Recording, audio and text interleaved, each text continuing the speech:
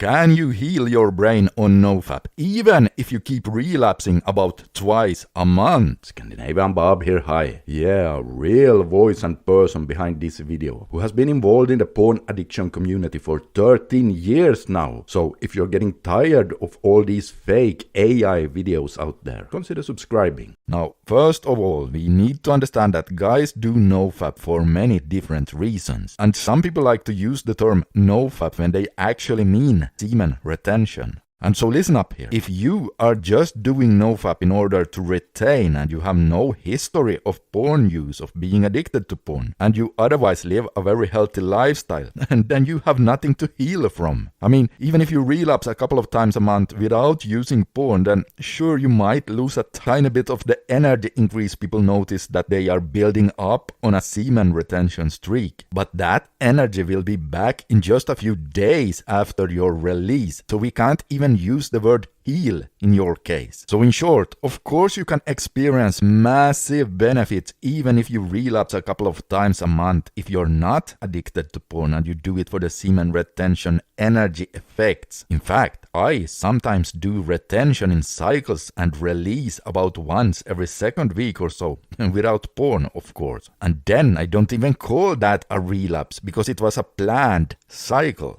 Now, what about if you have been using porn on a regular basis in your previous years? You see, regular porn use can alter your brain a bit, even if you're not addicted to it. And especially if you have a real porn addiction, then it has altered several things inside your brain. So let's start with the scenario if you have been using porn in moderation and you don't think you are addicted to it. Then I would say, yes, you will reap benefits of doing NoFap, even if you happen to slip twice a month. But you would not get to 100% optimal results, especially not if those relapses are several hour binges. Then no. So the short answer is, if you go from, say, using 3 short porn sessions per week to only relapsing twice a month, and you're not a full-blown addict, you will definitely see some good improvements. Check this out. One study took a look at whether abstaining from adult sites for 3 weeks would improve the skill of postponing gratification. Yes, they divided people into 2 groups, and they had one group refrain from their favorite food groups for 3 weeks while not giving up porn. The other group could keep living like normal, but they were not allowed to watch any porn. And the result? The group who stopped watching the porn for 3 weeks saw a much greater increase in their ability to postpone gratification. You see, they tested both groups with various tests before the experiment, and then the groups showed similar results. And both groups practiced self-control in quite a significant way during the experiment. I mean, staying away from all your favorite foods for 3 weeks is not nothing. That takes some serious self-control as well. So then, when they repeated the test again after those 3 weeks, both groups saw an improvement in their ability to delay gratification. But the group that took a break from the porn, they saw a much greater improvement. And that should really tell us something, because these guys were probably not even addicted to porn, or then some of them had only a very mild addiction. But the point here is that it was a 3-week study, and if you relapse twice a month and you're not addicted, you wouldn't really get the full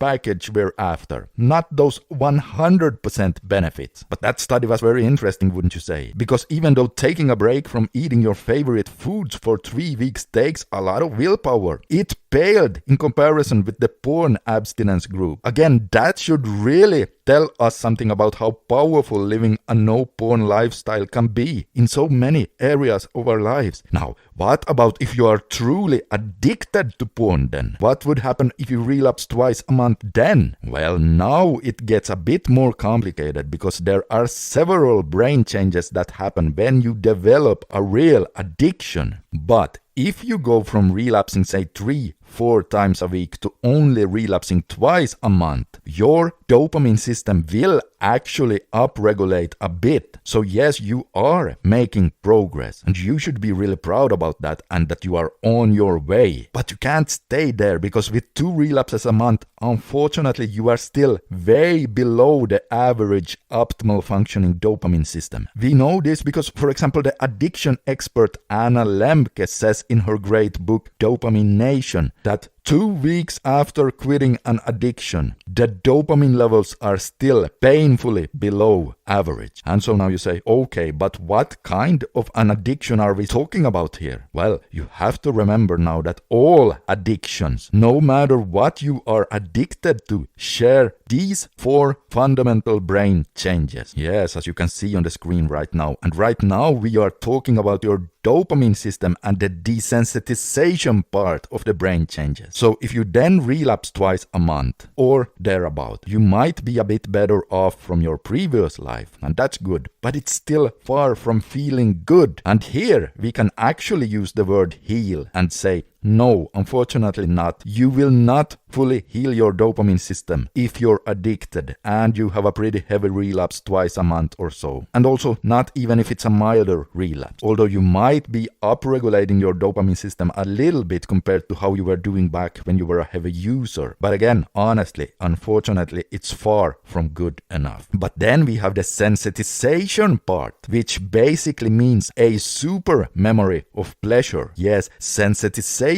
is what gives you those powerful urges and cravings to use your drug of choice. And this brain change is even worse when it comes to healing, and won't heal at all if you keep using it twice a month. Not even a single bit. Let's put it like this. Do you think an alcoholic person would get rid of his strongest alcohol cravings if he binged on vodka twice a month? No, unfortunately that doesn't happen. And it's the same with porn addiction. In fact, intermittent use may actually make the sensitized pathways even stronger. I know that sounds strange, but Gary Wilson was of that opinion too. You see, with intermittent use, you are basically teaching your brain to not fully let go of the addiction, and that all the brain has to do to get its fix is to give you powerful cravings, and you will give in every second week or so. So you are reinforcing the pattern, and thus the sensitized pathways. Yes, so sensitization is perhaps the biggest part of an addiction. So to sum it up, here one could really say that no, if you are a heavy porn addict, you will not heal your addiction if you keep using twice a month. And that's not something I like to say, but I have to give you guys the honest truth. And so what about porn-induced ED then? Can you heal your PIED if you keep using it twice a month? Well, believe it or not, I have